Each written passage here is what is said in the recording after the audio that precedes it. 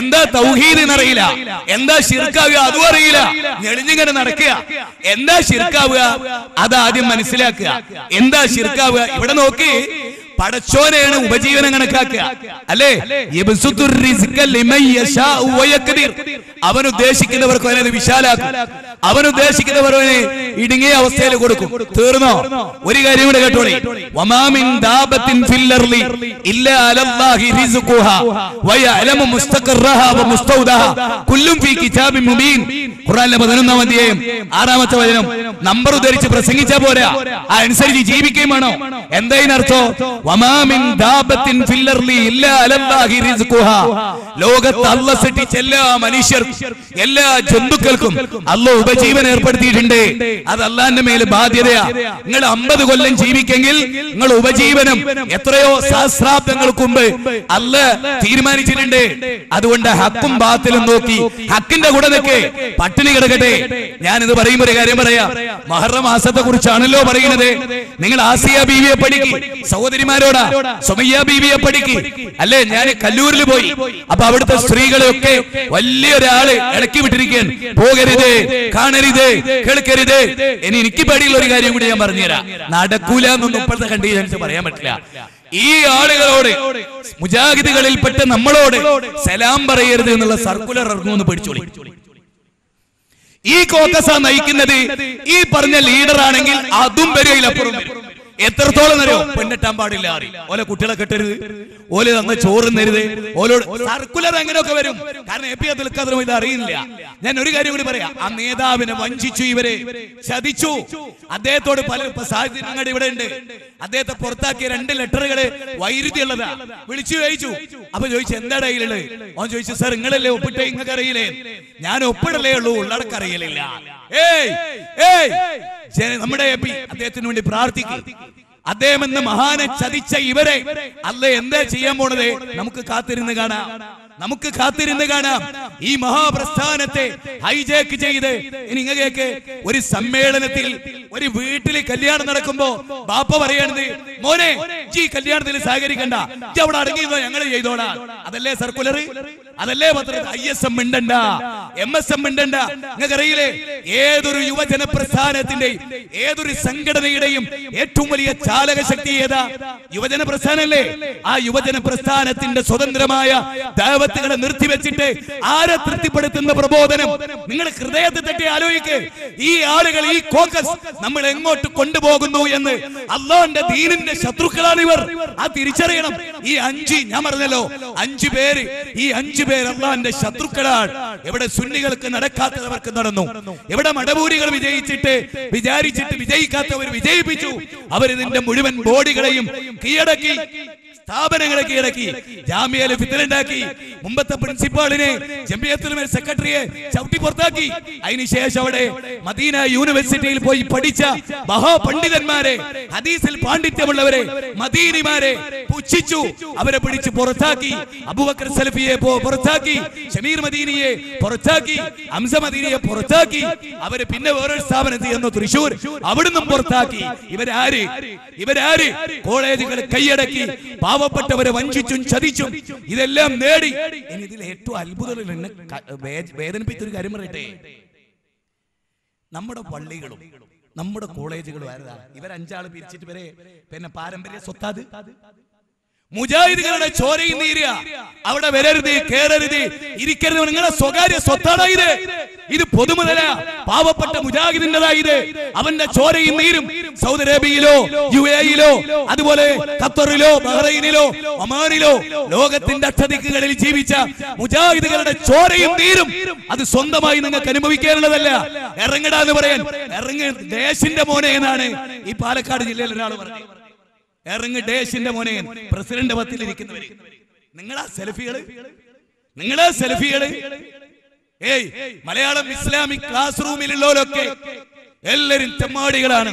ഒരു ചോട്ടാ പ്രാസംഗിക എല്ലാരും. ഇതിന് മുമ്പ് വരുന്നതെന്നറിയോ?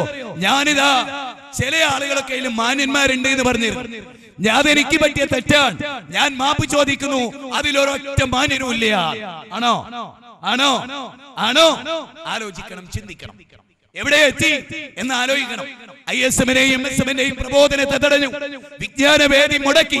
എന്തിനെ? പെരിന്തൽമണ്ണയിൽ നല്ലൊരു എക്സിബിഷൻ വെച്ചു. നമ്മുടെ എക്സിബിഷനുകൾ, സാൽവേഷനുകൾ, ദൈവത്തെ അമുസ്ലിങ്ങൾ ധാരാളം അഭിപ്രായം പറഞ്ഞ നൂറുകണക്കിന് മനുഷ്യർ ഇസ്ലാമിലേക്ക് വന്ന സാൽവേഷൻ മുടക്കി.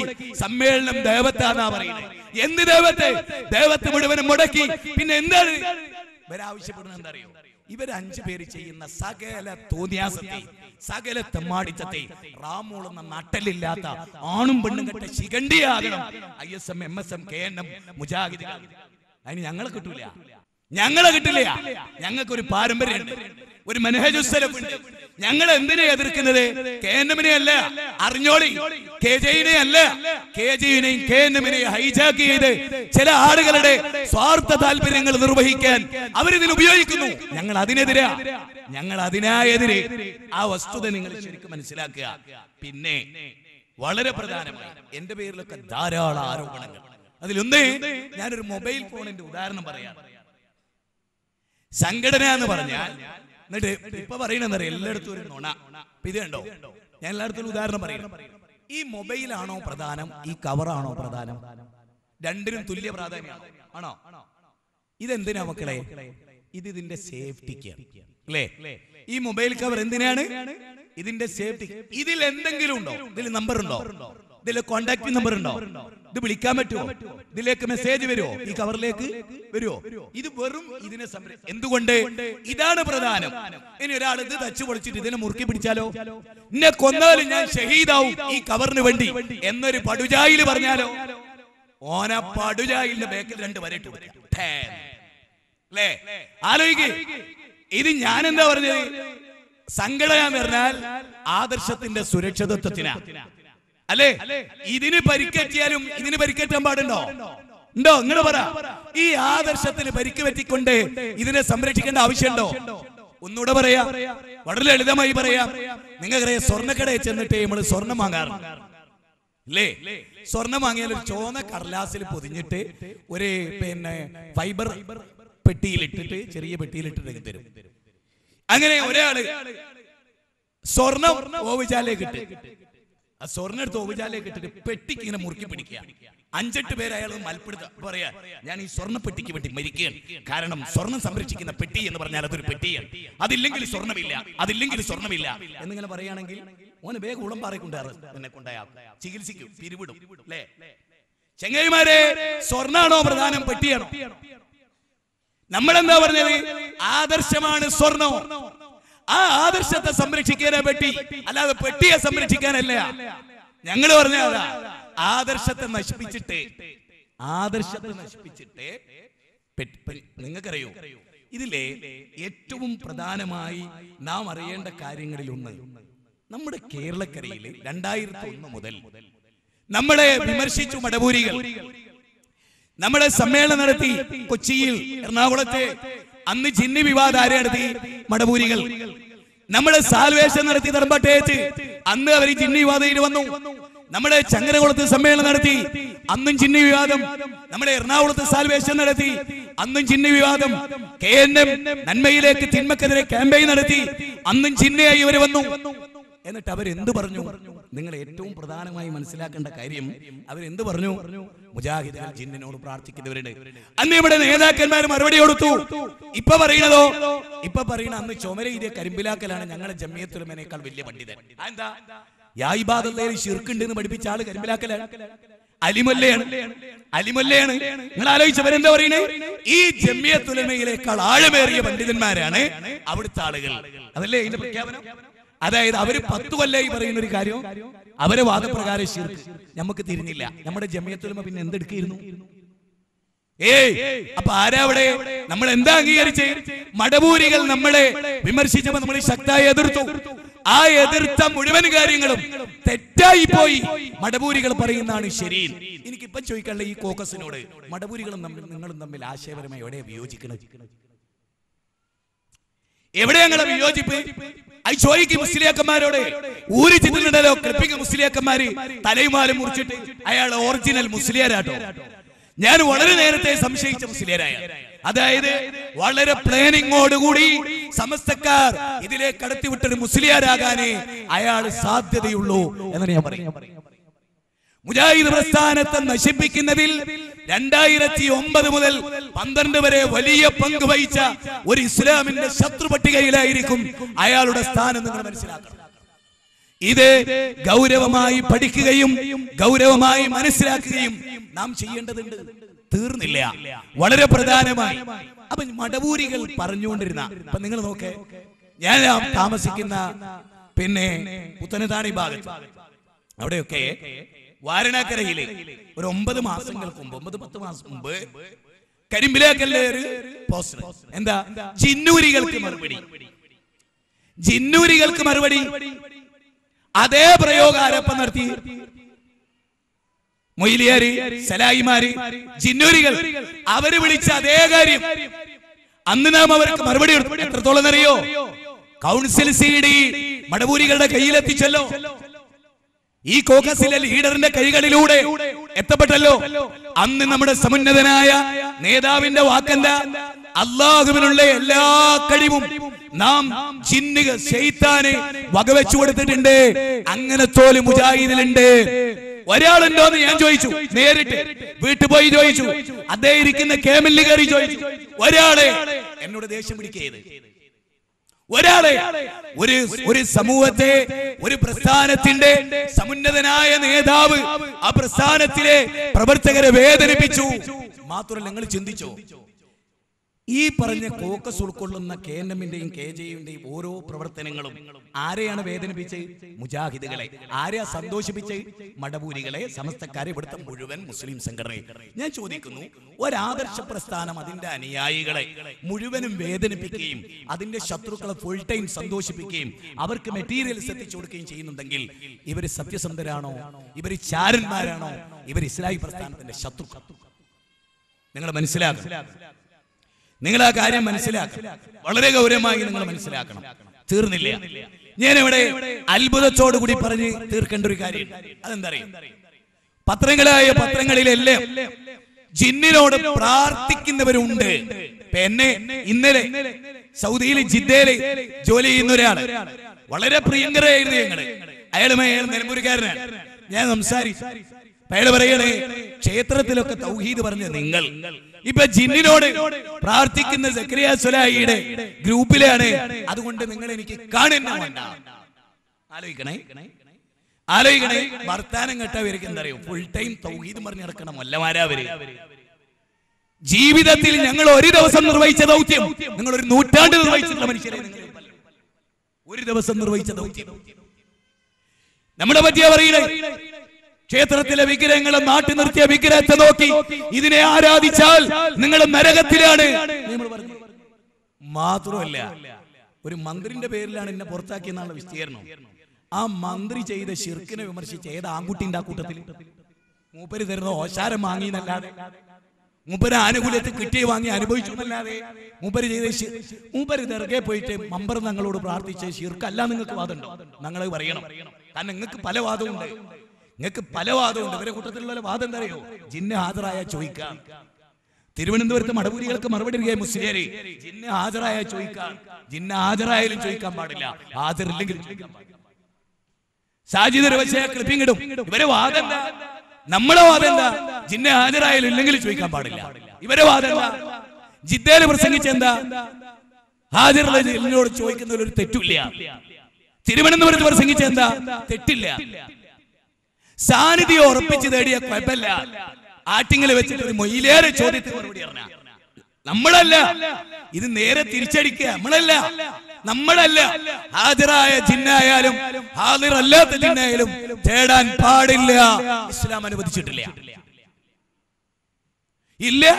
ഇസ്ലാം അനുവദിച്ചിട്ടില്ല. ഇവിടെ ആരും വാദിക്കുന്നില്ല. അത് കണ്ട ആരും പൂതിയൊക്കെയും വേണ്ട. ഒരു ജിന്നിനോട് കേട്ടോ, ഒരു ജിന്നിനോട് ആളുകൾ വിളിക്കുന്നത് നമ്മളെന്താ? ജിന്നൂരി. എന്താ ഞങ്ങളെ മലക്കൂരി എന്ന് വിളിക്കാത്ത? ഞങ്ങൾ മലക്കുകളിലും വിശ്വസിക്കുന്നില്ല. നിങ്ങൾക്ക് അതുണ്ടോ അറിയില്ല. നിങ്ങൾക്ക് ഇല്ല എന്നുള്ളതിനാ തെളിവ്. കാരണം എന്താ? എന്നെ സുബൈക്ക് വിളിക്കണേന്ന് മലക്കിനോട് ചോദിച്ചൂടെ? എന്റെ കുട്ടിന്റെ കല്യാണത്തിന് മഴപ്പിക്കരുത് എന്ന് മലക്കിനോട് പറഞ്ഞൂടെ ജാഹിലേ?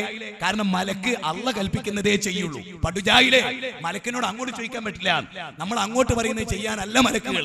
അവർക്ക് തന്നെ സ്വന്തമായിട്ട് എന്തില്ല തീരുമാനം എടുക്കാൻ അവകാശം. അള്ള എന്താ കൽപ്പിച്ചായി ചെയ്യാന്ന പഠിച്ചോ. 66-ാം അധ്യായം 6-ാമത്തെ വചനം മനപ്പടായിക്കാണ്. അതുകൊണ്ട് മലക്കിനോട് അങ്ങോട്ടുള്ള ചോദ്യം കീഴ്വഴക്ക് ഇസ്ലാമിലില്ല. അതുകൊണ്ട് പഠിച്ചു വെക്കേ. നിങ്ങൾ ഞങ്ങൾ മലക്കൂരികൾ എന്ന് വിളിക്കാത്ത എന്താ? ഞങ്ങൾ മരണാനന്തര ജീവിതത്തിൽ വിശ്വസിക്കണ്ടേ? നിങ്ങൾ അവൻ വിളിച്ചോ ചേർത്തിട്ട്? ഞങ്ങൾ അല്ലാഹുവിൽ വിശ്വസിക്കണ്ടേ? നിങ്ങൾ അവൻ ചേർത്ത് വിളിച്ചോ? ജിന്നുണ്ട് എന്ന് അംഗീകരിച്ചതാ ഞങ്ങളെ കുഴപ്പോ? ജിന്നിന് അല്ലാഹ് നൽകിയ സ്ഥാനം നൽകിയ ഞങ്ങളെ കുഴപ്പോ? ജിന്ന് മനുഷ്യ ജീവിതത്തിൽ ഇടപെടുന്ന ജമിയത്തുൽ ഉലമ തീരുമാനിച്ച് അംഗീകരിച്ചാൽ ഞങ്ങളെ കുഴപ്പോ? ജിന്ന് ശരീരത്തിൽ കയറുമെന്ന് ജമിയത്തുൽ ഉലമ പണ്ഡിതന്മാർ അംഗീകരിച്ച് ഞങ്ങൾ അംഗീകരിച്ച ഞങ്ങളെ കുഴപ്പോ? നിങ്ങൾ എന്താ ഞങ്ങളെ ജിന്നൂരികൾ എന്ന് വിളിച്ചത്? നിങ്ങൾ പറയണം എന്തിന്റെ പേരിലാണ് നിങ്ങൾ ഞങ്ങളെ ജിന്നൂരികൾ എന്ന് വിളിച്ചത്? തീർന്നില്ല, നവകുബൂരികൾ എന്നും കൂടി വിളിച്ചു കളഞ്ഞു.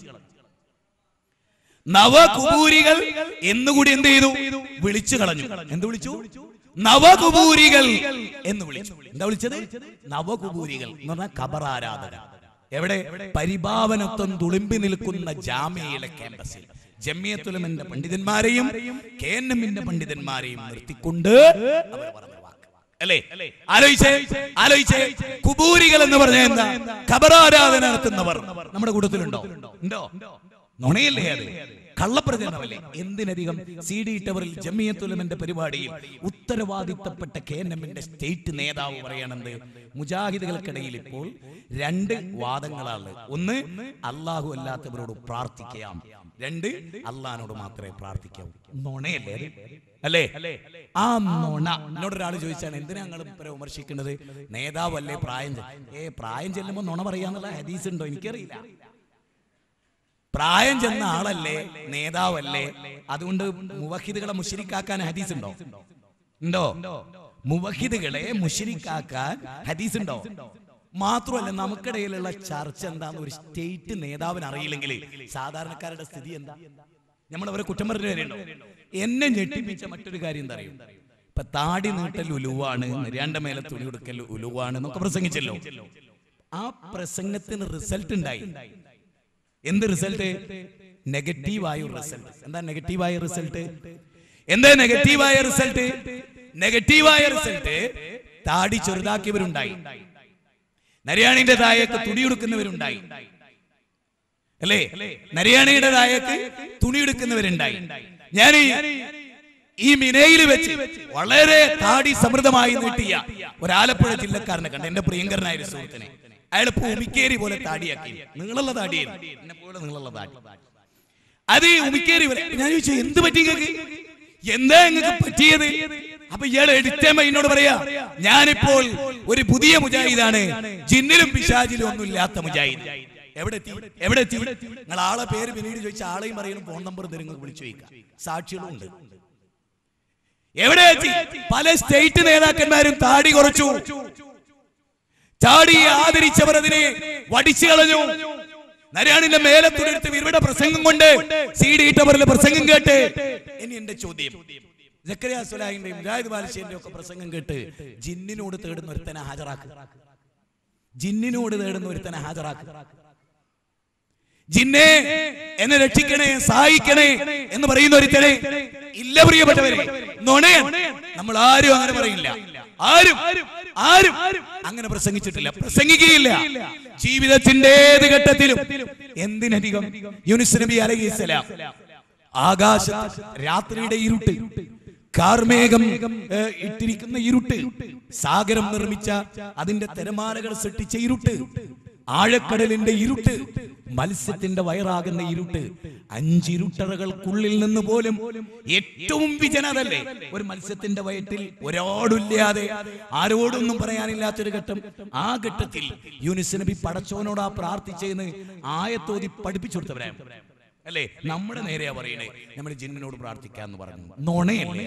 എന്നിട്ടോ ഇതൊക്കെ ഇവിടുന്ന് പറഞ്ഞ് പുകിലുണ്ടാക്കി ഏറെക്കുറെ തൽപര കക്ഷികളും ഈ ടീമും ഒരു കോക്കസാക്കി ഇതിനെ 2 ആക്കിയതിനു ശേഷം കോഴിക്കോടുന്നും മഞ്ചേരിന്നും മലപ്പുറത്തുനിന്നും എടവണ്ണയിൽ ഒക്കെ പോയിട്ട് തിരുവനന്തപുരത്ത് പറയാണ് കായക്കുടിക്കാരൻ വിദ്വാൻ എന്ത് സക്കറിയ സ്വലാഹിക്ക് ജിന്നിനോട് പ്രാർത്ഥിക്കാമെന്ന് വാദമില്ല. സക്കരിയ സ്വലായിക്ക് ജിന്നിന്റെ സാന്നിധ്യത്തിലും അഭാവത്തിലും തേടാമെന്ന് വാദമില്ല. ജീവിതത്തിന്റെ ഏത് ഘട്ടത്തിലും ജിന്നിനോട് സഹായം തേടാമെന്ന് വാദമില്ല. പിന്നെ എന്ത് കൂഞ്ഞായിരുന്നു നിങ്ങൾ ഇത്രയും കാലം? മനുഷ്യനാണെങ്കിലേ റഹ്മത്തുള്ളാഹി കാസിമി പറഞ്ഞ ഉളുപ്പ് എന്ന് പറഞ്ഞൊരു സാധനം ഉണ്ടല്ലോ, അത് ഉണ്ടാവും. അത് വളപ്പിന്റെ തെമ്പത്തെങ്കിലും ഉണ്ടാവില്ല മനുഷ്യന്മാരെ. ഏത് ഇത്രയും കാലം മുജാഹിദുകളിൽ മുശ്രിക്കുണ്ട്. എന്തൊരു വേദനയാണത്, എന്തൊരു വേദന. എന്നിട്ട് ഇപ്പൊ ഇയ്യാക നഅ്ബുദു ഓതി നടക്കുക. നമ്മൾ ഇതിൽ ഏറ്റവും രസകരമായി പഠിക്കേണ്ട ഒരു കാര്യം എന്താ അറിയോ? യാ ഇബാദല്ലാഹ് ഐനുനിയിൽ ശിർക്ക് ഇല്ലാന്ന് പ്രസംഗിച്ച ആളാണ് ആര്? ഞാൻ നേരത്തെ പറഞ്ഞ മുസ്ലിയാര് അല്ലേ? അതിനുശേഷം അതിൽ ശിർക്ക് ഉണ്ട് എന്ന് ജമിയത്തുൽ ഉലമ പഠിപ്പിച്ചു കൊടുത്തു. ഇയ്യാക നഅ്ബുദു വഇയ്യാക നസ്തഈൻ അല്ലേ? ഞാനൊന്ന് ചോദിച്ചോട്ടെ, ഈ മൊയ്ലിയാര് യാ ഇബാദല്ലാഹ് പ്രശ്നം ചർച്ച ചെയ്യുന്നതിന് മുമ്പും ഇൻ തദൂഹും ലാ യസ്മഉ ദുആ കൂതിയിട്ടില്ലേ? ഓൻ സുന്നീന്നും ഇങ്ങോട്ട് പോകുന്ന ആളാണല്ലോ. ഞാൻ ചോദിക്കട്ടെ, അന്ന് ഇൻ തദൂഹുംന് ഇല്ലാത്തൊരാശയം, അന്ന് ഇയ്യാക നഅ്ബുദുന് ഇല്ലാത്തൊരാശയം, ഇയ്യാക നഅ്ബുദുലും ഇൻ തദൂലും യാ ഇബാദല്ലാഹിന് ശിർക്കാണെങ്കിൽ അത് പഠിച്ചിട്ടല്ലോ വരുന്നത്. അത് പഠിക്കാതെ സ്റ്റേജിൽ കയറി അത് പഠിക്കാതെ അവൻ പ്രസംഗിച്ചേ തീർന്നില്ല. അവന്റെ പ്രസംഗം കേട്ട് കാലയളവിൽ മരിച്ചോലെ വിധി എന്താ? യാ ഇബാദത്തിൽ ശിർക്കില്ല എന്ന് വിശ്വസിച്ചിട്ട് ഇനി ഏതെങ്കിലും ഒരു മരുഭൂമിയിൽ വെച്ചൊരുത്തൻ തേടിയെന്ന് വിചാരിക്കാം, നമ്മൾ അറിയാതെ. ഓന്റെ വിധി എന്താ? അവന്റെ പ്രസംഗം കേട്ടിട്ട് ഞങ്ങളൊന്നും പ്രസംഗം കേട്ടിട്ട് അത്തരൊരു ദാരുണമായ ദുരന്തമില്ല മനുഷ്യന്മാരെ. ഒന്ന് ഇനി ഒരു കാര്യം കൂടി ഞാൻ ചോദിക്കാം. എന്റെ ചോദ്യം ഫുള്ളായിട്ട് കേൾക്കുമ്പോൾ നിങ്ങൾക്ക് മനസ്സിലാവും. യാ ഇബാദല്ലാഹി ഐനുനി എന്ന ഹദീസ് ലഈഫാണ് നിങ്ങളോട് ആരാ പറഞ്ഞു? ആ ഹദീസ് പഠിച്ച പണ്ഡിതന്മാര് അല്ലേ? അതേ ഹദീസ് പഠിച്ച പണ്ഡിതന്മാർ അത് ദുർബലാന്ന് പറഞ്ഞപ്പോ നമ്മളും ദുർബലാണ് അല്ലേ? അതേ പണ്ഡിതന്മാർ പറയുന്ന അതിൽ ശിർക്കില്ല. അപ്പൊ ആദ്യത്തെ സ്വീകരിക്കുക, രണ്ടാമത്തെ സ്വീകരിച്ചുകൂടാന്നോ? അതിന്റെ മാനദണ്ഡം എന്താ? ലോകത്തിലെ യാ ഇബാദല്ലാഹി ഐനുനി എന്നത് അത് പിന്നെ കെട്ടിയുണ്ടാല് അത് ദുർബലമാണ്, അത് ദുർബലമാണ് എന്ന് പറയുന്ന പണ്ഡിതന്മാർ, അതേ പണ്ഡിതന്മാർ പറയുന്ന അതിൽ ശിർക്കില്ല. അപ്പൊ ആദ്യത്തെ അംഗീകരിക്കാന്ന് രണ്ടാമത്തോ? അതെന്തേ മാനദണ്ഡോ? ആദ്യത്തെ അംഗീകരിച്ച ഹദീസ് ലഈഫാന്ന് പറയാൻ പാണ്ഡിത്യമുള്ള മുഹദ്ദിസീങ്ങളും ഹദീസ് രംഗത്ത് പ്രവർത്തിക്കുന്നവരാ പറഞ്ഞു. അതേ ആളുകൾ തന്നെ പറയുന്നു ആ ഹദീസ് ദുർബലമാണെങ്കിലും അതിന്റെ മത്തിനിൽ ശിർക്കില്ല അല്ലേ? അതിന്റെ മത്തിനിൽ ശിർക്കില്ല. ഇനി നിങ്ങൾക്ക് ഗൗരവമായ ഒരു കാര്യം പറഞ്ഞിട്ട് എല്ലാരും വളരെ ശ്രദ്ധിച്ചോളി. UAE ഔഖാഫ് മന്ത്രാലയത്തിൽ നിന്നൊരു ഫത്വ കിട്ടിയ 3 മാസങ്ങൾക്ക് മുമ്പ് നമ്മൾ UAE യാ ഇബാദല്ലാഹി ഐനുനി ചർച്ച ചെയ്യാൻ വേണ്ടി കൊടുത്തു. ഔഖാഫ് മന്ത്രാലയം കഴിഞ്ഞ 3 ദിവസങ്ങൾക്ക് മുമ്പ് ഫത്വ പറഞ്ഞു, യാ ഇബാദല്ലാഹി ഐനുനി എന്നതിൽ ശിർക്കില്ല. നമ്മളെ വാദം അത്രയാണ്. യാ ഇബാദല്ലാഹി ഐനുനി എന്ന ഹദീസ് ദുർബലമാണ്. ആ ഹദീസ് വെച്ച് അമല് ചെയ്യാൻ പാടില്ല. ആ ഹദീസ് വെച്ച് അമല് ചെയ്താൽ നമ്മൾ വളരെ ഗൗരവമായി മനസ്സിലാക്കാം. നമ്മൾ ഏത് കാര്യത്തിൽ ഹദീസ് സ്വീകാര്യമാകാൻ അതിന്റെ സെനദ് പരിശോധിച്ചു അല്ലേ? ആ സെനദ് പരിശോധിക്കുന്ന ഹദീസ് ദുർബലാണെന്ന് പണ്ഡിതന്മാർ പറഞ്ഞു. ആ പണ്ഡിതന്മാരില്ല കേരളത്തിലെ ഈ 3 ആളുകൾ ഒഴികെ, അവരോടൊപ്പം ചേർന്നവരും ഒഴികെ ശരിക്കും പഠിച്ചോളി, ലോകത്തൊരു സലഫി പണ്ഡിതന്മാർക്കിടയിലും യാ ഇബാദല്ലാഹി ഐനുനി എന്ന ഹദീസിൽ ശിർക്കുണ്ട് എന്ന വാദമില്ലേ. ലോകത്തൊരിടത്തും ഒരു കാലഘട്ടത്തിലും. ഇനി അത്ഭുതകരമായ മറ്റൊന്ന് പറഞ്ഞുതരാം. യാ ഇബാദല്ലാഹി ഐനുനി ചർച്ച ചെയ്തവരാണ് ഇബ്നു ഖയ്യിം ജൗസി, ശൈഖുൽ ഇസ്ലാം ഇബ്നു തൈമിയ, അതുപോലെ ഇമാം അഹ്മദ് ബിൻ ഹംബൽ, ഇമാം നവവി.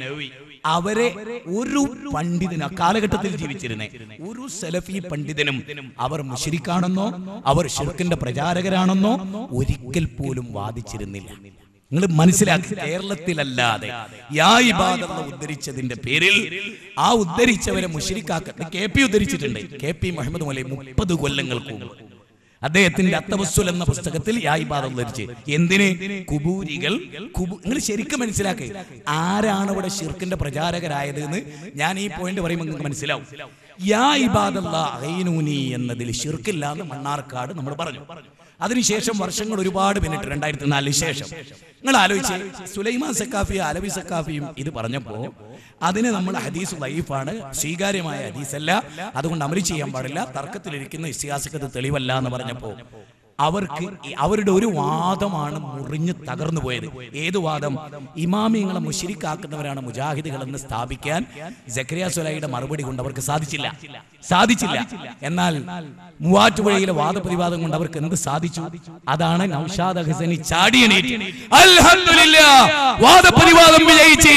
കാരണം മുജാഹിദ് പ്രസ്ഥാനത്തിന്റെ ചരിത്രത്തിൽ അതുപോലെ തന്നെ സമസ്തയുടെ ചരിത്രത്തിലും ഒരു വാദപ്രതിവാദത്തിന് സമസ്തക്കാർക്ക് ഇത്ര വലിയ ആയുധം കൊടുത്ത് ഒരു കാലഘട്ടം ഉണ്ടായിട്ടില്ല. ഞാനത് പറയുമ്പോൾ നിങ്ങൾ ഒന്നുകൂടെ മനസ്സിലാക്കി. അതായത് മുജാഹിദുകൾ ലോക മുസ്ലിമീങ്ങളെ മുശ്രിക്കാക്കുന്നവരാകുന്നു എന്നാണല്ലോ സമസ്തക്കാർ പൊതുവെ പറയാറില്ലേ. ഇപ്പൊ അവർ പറഞ്ഞു, അവിടെ നൗഷാദിന്റെ പ്രസംഗങ്ങൾ ഒന്നുകൂടി കേൾക്കണം. നൗഷാദ് അഹ്സനി എന്ന് പറയുന്ന പുരോഹിതന്റെ പ്രസംഗങ്ങൾ ഒന്നുകൂടി കേൾക്കേ.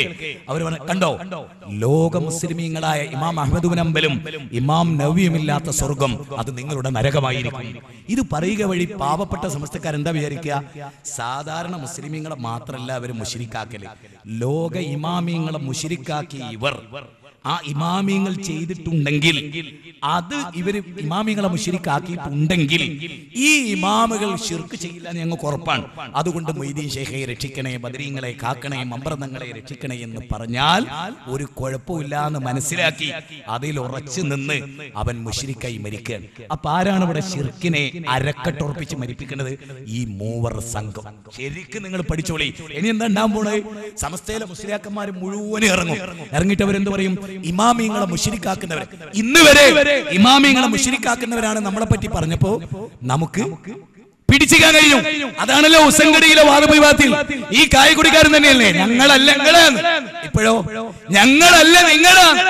ഇപ്പോഴോ ആ പറഞ്ഞ വ്യക്തിനെ കൊണ്ട് അള്ളാഹു അദ്ദേഹത്തിന്റെ മനസ്സിന്റെ ജീർണത കൊണ്ട് പടച്ചോൻ പറയും അല്ലേ, പിടിച്ചിക്കാൻ കഴിയോ?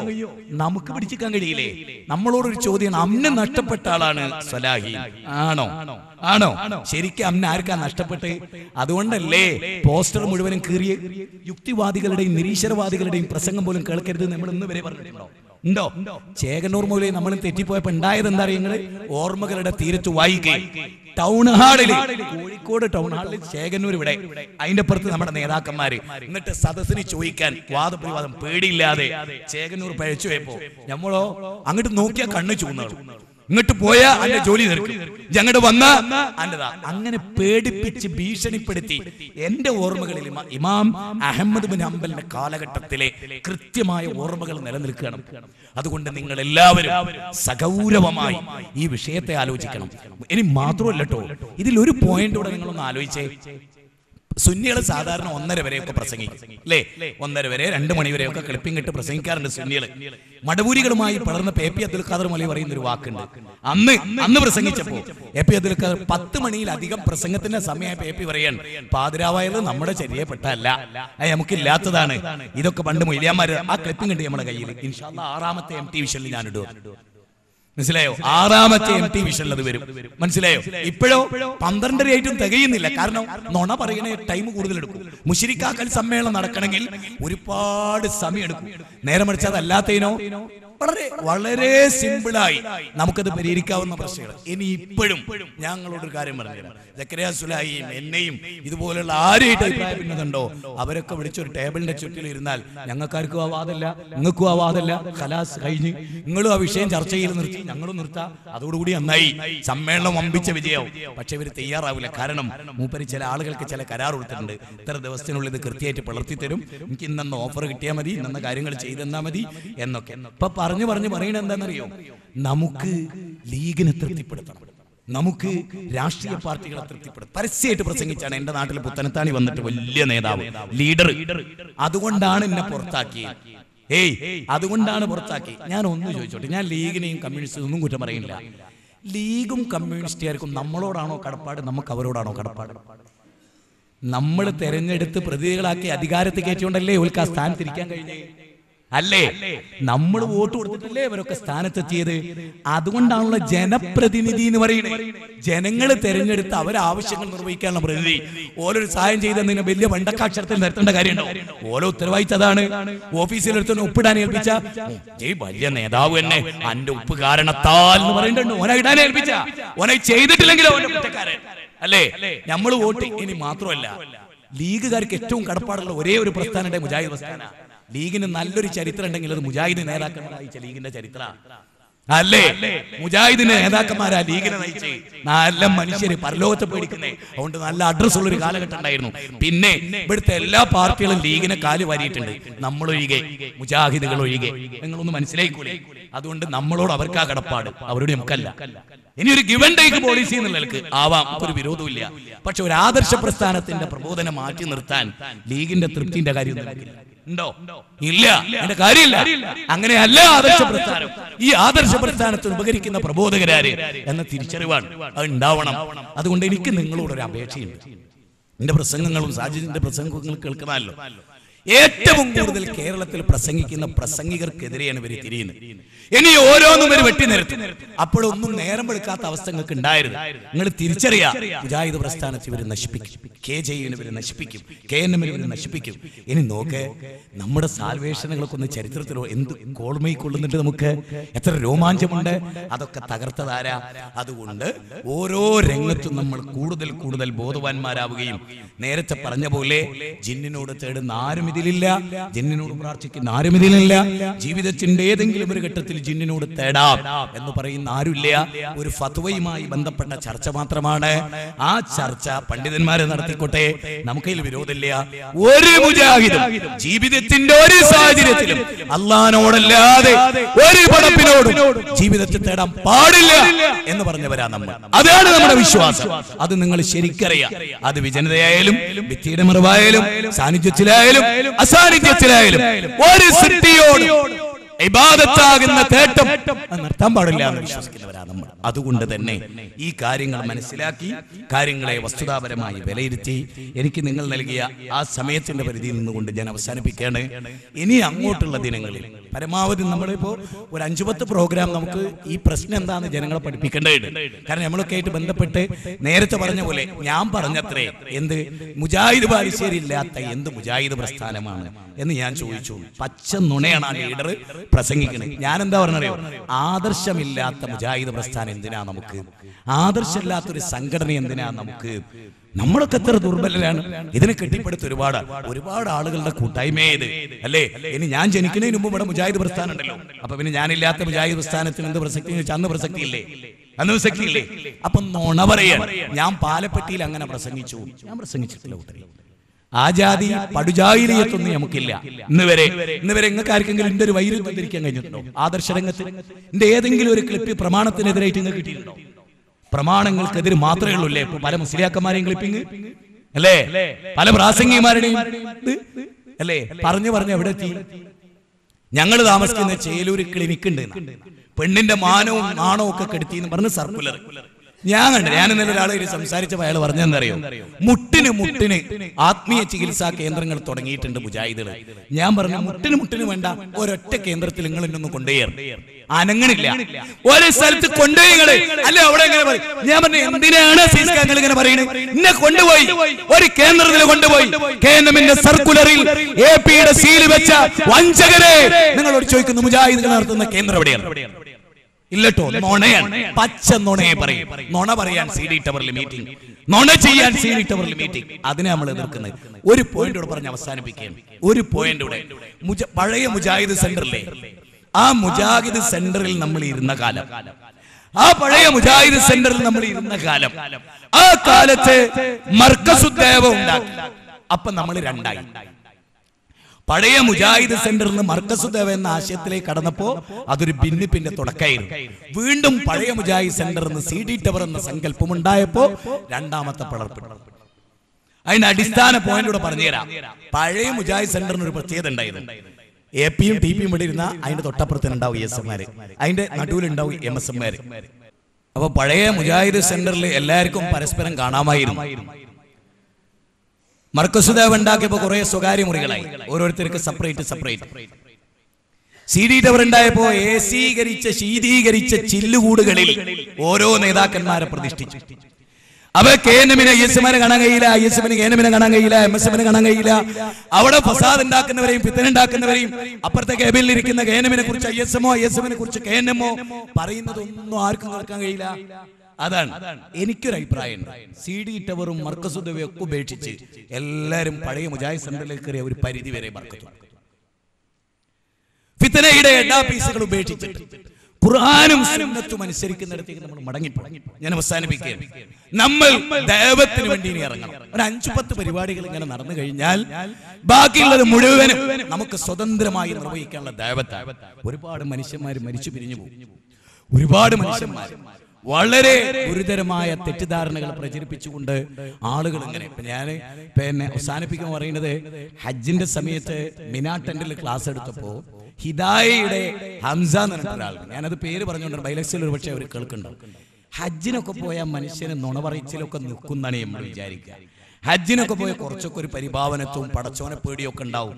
ഞാൻ പറയാത്തത് എന്റെ പേരിൽ ആ മിനാ ടെന്റിൽ നിന്നുകൊണ്ട് ഫോൺ വിളിച്ച് തെറ്റിദ്ധരിപ്പിച്ച ഒരാൾ ജാബിർ കായക്കൊടി എന്റെ പ്രിയ സുഹൃത്താണ്.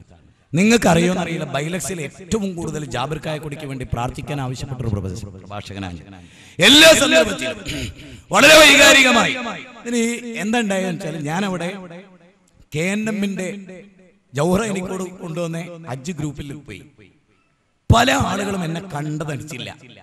എറണാകുളത്തൊന്നും പയ്യന്നൂർ നോക്കി വന്നേ. ഞാൻ അവരടുത്തേക്ക് ഞാൻ തന്നെയാ, അയാൾ മനസ്സിലായില്ല.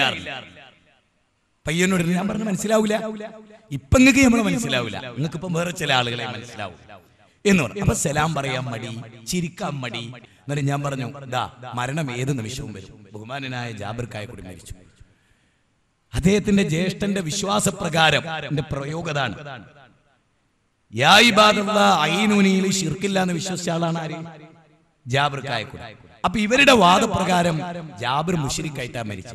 എങ്കിൽ അവന് വേണ്ടി ഇസ്തിഗ്ഫാർ നടത്താൻ പറ്റുമോ എന്ന് ചിലർ ചോദിച്ചു എന്നുള്ള വാചകം പറഞ്ഞപ്പോൾ ഹംസ ചാടി എണീറ്റ് ഒച്ചണ്ടാക്കി. മിനാ ടെന്റിൽ നിങ്ങൾ ആലോചിക്കണം, മനസ്സിലായി? എന്നിട്ട് പച്ച നുണ പറയുന്നത് ഹനീഫ് കായക്കൊടി പറഞ്ഞിട്ടുണ്ട് ജാബിർ കായക്കൊടി മുശ്രിക്കായിട്ടാ മരിച്ചത് എന്ന് ഞാൻ പറഞ്ഞു.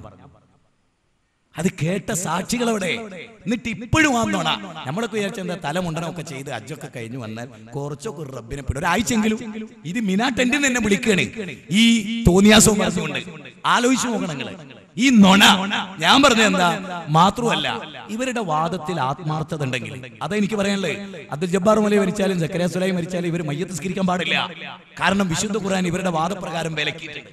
എന്താ, ഖുർആനിലെ സൂറത്ത് തൗബയിലെ 113-ാമത്തെ ആയത്ത് വായിക്കി, ഒരാളെ മുശ്രിക്കായിട്ടാണ് മരിച്ചതെന്ന് പറഞ്ഞാൽ അയാൾക്ക് വേണ്ടി ഇസ്തിഗ്ഫാർ നടത്താൻ പാടില്ല. ആത്മാർത്ഥതയും ഈമാനും ഉള്ളവനാണെങ്കിൽ പ്രാർത്ഥിക്കാൻ പാടില്ല മുശ്രിക്കായി മരിച്ച ആളുകൾക്ക്. അപ്പൊ ഇവരുടെ വാദത്തിൽ ഇവര് കുറെ ദുനിയാവിന്റെ കാര്യം നേടിയെടുക്കാനുള്ള വാദത്തിലാണ്. അതല്ലെങ്കിൽ ഞാനൊക്കെ ഒരാൾ ശിർക്കിലാണെന്ന് എനിക്ക് കുറച്ച് വിശ്വാസമുണ്ട്, അയാൾ ഇനി എന്ത് കൊമ്പനായി ബാപ്പയെ നമ്മൾ മയ്യത്ത് നിസ്കരിക്കില്ല. കാരണം അള്ളാഹ് വിലക്കിയിട്ടുണ്ട് ഖുർആനിലെ. ഏതേ മുശ്രിക്കായി മരിച്ച ഒരുത്തന് വേണ്ടി ഇസ്തിഗ്ഫാർ നടത്താൻ പാടില്ല. ഇന്ന് ജബ്ബാർ മൗലവി സക്കറിയ സുലൈം ഒക്കെ മരിച്ച ഇവരെ വാദം എന്താ? പൊയ്ക്കരയിലെ ജിന്നിനോട് തേടി മരിച്ച ആള് ജിന്നിനോട് തേടി മരിച്ച മുശ്രിക്കാവൂലേ? വാദപ്രകാരം എങ്ങനെയല്ലേ വരിക? അപ്പൊ ആവശ്യമില്ലാത്ത വാദങ്ങളുമായി ഞാൻ പറഞ്ഞല്ലോ, ഈ സമ്മേളനങ്ങൾ എപ്പോഴെങ്കിലും 10 മിനിറ്റ് തൗഹീദ് പറഞ്ഞു. നമ്മളെ മുശ്രിക്കാക്കി എന്നല്ലാതെ ഒരു 10 മിനിറ്റ് തൗഹീദ് പറഞ്ഞു. അതുകൊണ്ട് നിങ്ങൾ ഈ വിഷയത്തെ ഗൗരവമായി കണ്ട് ഹദീസ് നിഷേധമൊക്കെ ഇതിന്റെ മുന്നിൽ മറിഞ്ഞു പോകാതെ ഗുരുതരമായ ഹദീസ് നിഷേധത്തിലേക്കാണ് ഈ ടീം മടമൂരികളോടൊപ്പം ചേരുന്നത്, ഈ കോക്കസ് കൊണ്ടുപോകുന്നത് എന്ന് നിങ്ങൾ മനസ്സിലാക്കണം. അതിന് ഉദാഹരണമാണ് നീതിബോധമില്ലാതെ 2 പേരെ പുറത്താക്കിയ സക്കറിയ സുലൈമിനെ പറ്റി മാത്രം വിശദീകരിച്ച് എന്താ ഇരുവേറ്റിനെ പറ്റി പറയാത്ത? ബുക്കാരിന്റെ ബാപ്പ പറഞ്ഞാലും ഞാൻ തള്ളുന്ന് പറഞ്ഞ പക്കാ നിഷേധി. ആ നിഷേധിയെ കുറിച്ച് എന്താ പറയാത്ത? പറയില്ല. അതാണ് അല്ലേ? ഹദീസ് നിശ്ചയിച്ചാലും CD ടവറിൽ നബീനെ പുച്ഛിച്ചാലും പരിഹസിച്ചാലും അപഹസിച്ചാലും ഒന്നും ഇളകൂലവർക്ക്. കാരണം അവർക്ക് ഇഷ്ടാത് മുഹമ്മദ് നബീനെ വിമർശിക്കുന്നത്, നബീന്റെ സുന്നത്തിനെ എതിർക്കുന്നതൊക്കെ അവർക്ക് ഇഷ്ടമാണ്. അതുകൊണ്ട് എനിക്ക് നിങ്ങളോട് പറയാനുള്ളത് ഇതാണ്, സൂക്ഷിച്ച് ജീവിക്കാൻ ശ്രമിക്കുക. ഈ ദുഷ്പ്രചരണങ്ങളിൽ മാറി നിൽക്കുക, നല്ല ദേവത്തെടുക്കുക, ഒന്നിച്ച് പ്രവർത്തിക്കുക. ഒന്നും ഇവിടെ സംഭവിക്കില്ല. നോക്കിക്കോളി, ഇതൊരു ശുദ്ധീകരണ. അതായത് നല്ല ആരോഗ്യത്തോടുകൂടി ഭക്ഷണം കഴിച്ചതിൻ്റെ അടുക്കല് ഏതോ ഒരു ഹോട്ടലിൽ കയറി കഴിച്ചാൽ പള്ളക്ക് പറ്റാത്തൊരു സാധനം നല്ല പള്ളയെ കയറിയാൽ ഉടനെ അത് പോവും, അല്ലെങ്കിൽ മുന്നിൽ കൂടെ പോകും. ഇതാണ് ഈ പ്രസ്ഥാനത്ത് കുറച്ച് ചാണ്ടികളുണ്ട്. ആ ചാണ്ടികളെ ശുദ്ധീകരിക്കാൻ പടച്ചോന്റെ നടപടിക്രമാണ്. ആ ചാണ്ടിപ്പോ മാത്രമല്ല, നിങ്ങൾ ശ്രദ്ധിച്ചോ, ചേരേണ്ട അടുത്തേ എല്ലാവരും ചേർന്നിട്ടുള്ളൂ. ചേരേണ്ടടത്ത് ചേരേണ്ടവർ ചേരുന്നുണ്ട് അല്ലേ? ചേരേണ്ടവർ ചേരേണ്ടടത്ത് ചേരും. പടച്ചോൻ നമുക്ക് സാധാരണ നമ്മൾ പറയില്ലേ, നല്ലതും ചീത്തയും പടച്ചോൻ വേർതിരിക്കും. ആ വേർതിരിക്കലാണിത്. അതിനിടക്ക് ഉണ്ടാകുന്ന ചില വയറുവേദനയും അസ്വസ്ഥതയും തലവേദനയൊക്കെയാണ്. മാറിക്കോളും, ഉഷാറാവും, ചണ്ടികളൊക്കെ നീങ്ങി പള്ളന്റെ ഉള്ളിൽ കയറിയ ഈ അഴുക്കൊക്കെ നീങ്ങിയാൽ എല്ലാം ക്ലിയർ ആവും. എന്റെ വാക്കിലോ ഏതെങ്കിലും പരാമർശങ്ങളിലോ ആർക്കെങ്കിലും വേദനിച്ചുവെങ്കിൽ ഈ യാഥാർത്ഥ്യത്തോടുള്ള കൂറുകൊണ്ട് മാത്രമാണ് എന്ന് മനസ്സിലാക്കുകയും ആ കാര്യത്തിൽ വിട്ടുവീഴ്ച ചെയ്യുകയും ചെയ്യുക. ഹക്കും ബാത്തിലും വേർതിരിച്ച് മനസ്സിലാക്കി എന്തു തന്നെ പ്രയാസം നേരിട്ടാലും ഹക്കിന്റെ കൂടെ നിൽക്കാൻ അല്ലാഹു ഖുർആനിൽ പറഞ്ഞ പോലെ നമുക്ക് സാധിക്കുമാറാകട്ടെ. പടച്ചതമ്പുരാൻ നമുക്ക് തൗഫീഖ് ചെയ്യുമാറാകട്ടെ. ഇതും ഇതോടൊപ്പം ചേർന്ന എല്ലാ കാര്യങ്ങളും ഇൻഷാ അല്ലാഹ് എന്നേക്കാൾ വിപുലമായി തഴക്കത്തിലും പഴക്കത്തിലും എൻ്റെ അനുജനും സുഹൃത്തും ആയിട്ടുള്ള സാജിദ് നിങ്ങളോടത് വിശദീകരിക്കും. അതിനുള്ള അവസരം കൂടിയാണ്. നിങ്ങൾ ശ്രദ്ധിച്ച് കേൾക്കുക. അല്ലാഹു തൗഫീഖ് ചെയ്യുമാറാകട്ടെ. റബ്ബനാ ആതിനാ ഫിദ്ദുനിയ ഹസന വഫിൽ ആഖിറതി ഹസനത്തും വഖിനാ അദാബന്നാർ. അല്ലാഹുമ്മ യാ മുഖല്ലിബൽ ഖുലൂബ് സബ്ബിത് ഖുലൂബനാ അലാ ദീനിക്. അല്ലാഹുമ്മ യാ മുഖല്ലിബൽ ഖുലൂബ് സബ്ബിത് ഖുലൂബനാ അലാ ദീനിക്. അല്ലാഹുമ്മ യാ മുഖല്ലിബൽ ഖുലൂബ് സബ്ബിത് ഖുലൂബനാ അലാ ദീനിക്. റബ്ബനാ ആതിനാ ഫിദ്ദുനിയ ഹസന വഫിൽ ആഖിറതി ഹസനത്തും വഖിനാ അദാബന്നാർ. ആമീൻ ബിറഹ്മതിക യാ അർഹമർ റഹീമീൻ.